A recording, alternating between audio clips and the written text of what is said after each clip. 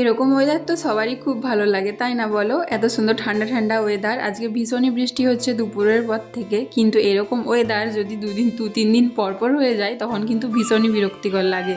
জামা কাপড় কিছু শুকনো হয় না, চারিদিকে একটা প্যাচ প্যাচে স্যাঁতস্যাঁতে ব্যাপার থাকে, সেটা কিন্তু তখন আর একদমই ভালো লাগে না। একটু রোদ একটু বৃষ্টি এরকম টাইপের হলে খুবই ভালো লাগে, তাহলে চারিদিকটা একটু শুকনো শুকনোও থাকে আর ওয়েদারটাও ভালো লাগে। তো দেখো আমি এখন বৃষ্টির মধ্যে বাইরে কি করতে বেরিয়েছি বলো তো? আসলে কালকে রয়েছে আমাদের বিপত্তারিণীর পুজো, সেই জন্য আমি এখানে দুব্বা ঘাস তুলতে চলে এসেছি বিপত্তারিণীর ডুরি বানাবো বলে। অনেকেরই শনিবারে হয়ে গেছে, তবে আমাদের মঙ্গলবারে হয়। এই বৃষ্টির মধ্যেই বেরিয়ে পড়েছি তোলার জন্য। এখনই ডুরিটা বানিয়ে নেব, কেননা আমাদের এখানে কিন্তু 12টার পরেও অনেকেই পুজো দিতে যায়, মানে 12টার পর থেকে আমাদের এখানে মায়ের মন্দিরে পুজো শুরু হয়ে যায়। এই বিপত্তারিণীর পুজো আর অষ্টমীর পুজো মানে দুর্গা অষ্টমীর পুজো, এই দুটো পুজো কিন্তু শুরু হয়ে যায় 12টার পর থেকেই। আর বেশিরভাগ মানুষই রাত্রেবেলায় পুজো দিয়ে দেয়। কেন বলো তো? কেন দিনের বেলায় অনেকটাই ভিড় হয়ে যায়, আর এই রোদের মধ্যে বা এই বৃষ্টির মধ্যে কিন্তু দিনের বেলা লাইন দিয়ে পুজো দেওয়াটা ভীষণই কষ্টকর, আর প্রচণ্ড লাইন পড়ে মায়ের মন্দিরে। আমাদেরও দেখি কখন যাওয়া হয়, তবে ডুরিগুলো সব কিছু রেডি করে রেখে দিই। কখন যাওয়া হয় দেখি। এরকম বৃষ্টি পড়লে তো রাত্রেবেলা 12টার সময় আর যাওয়া হবে না, তাহলে কালকে সকালেই যাওয়া হবে।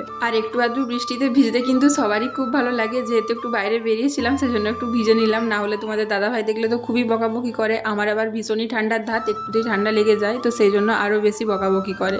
তোমাদের দাদাভাইকে এই সুতোটা আমি দুপুরবেলায় আনতে বলে দিয়েছিলাম, ও নিয়ে চলে এসছে। আর আমি দুব্বা ঘাসটা তুলে নিয়ে দেখো ঘরে চলে এসেছি। এবার ডুরিগুলো বানিয়ে নেব। এবছর বুনু রয়েছে, তাই ও আমাকে একটু ধরে দেবে ডুরিগুলো পাকাতে, তাহলে আমার সাহায্য হবে খুব। মানে একা একা করাটা তো একটু অসুবিধা হয়ে যায়। অন্য বছর কিন্তু বাবানও আমাকে ধরে দেয়। জানো তো, আমি যখন প্রথম বছর এই ডুরিগুলো বানাতে বসেছিলাম অনেকটাই পেঁচিয়ে ফেলেছিলাম। মানে ধরো এই যে সুতোগুলো তো ছাড়াতে হয় একটু একটু করে আলাদা আলাদা করে, আমি প্রথম বছর একদমই পাচ্ছিলাম না, একদম পেঁচিয়ে গিয়েছিল। প্রথমে মাকে জিজ্ঞেস করেছিলাম, তারপরে আবার ইউটিউব ঘেঁটে বার করে এরকমভাবে দেখে শুনে তারপরে ডুরি বানাতে বসেছিলাম। তারপরে আস্তে আস্তে করতে করতে এখন তো আর কিছু মনেই হয় না, এখন মনে হয় এই বসবো আর এই হয়ে যাবে সঙ্গে সঙ্গে। তখন মনে হতো কত বড় একটা কাজ, ডুরি বানাতে হবে, অনেক টাইম লাগবে, এরকম মনে হতো। তবে এখন আর তেমন কিছু মনে হয় না, শুধু মনে হয় যে কাজটা আমাকে এগিয়ে রাখতে হবে, কালকে পুজো আছে।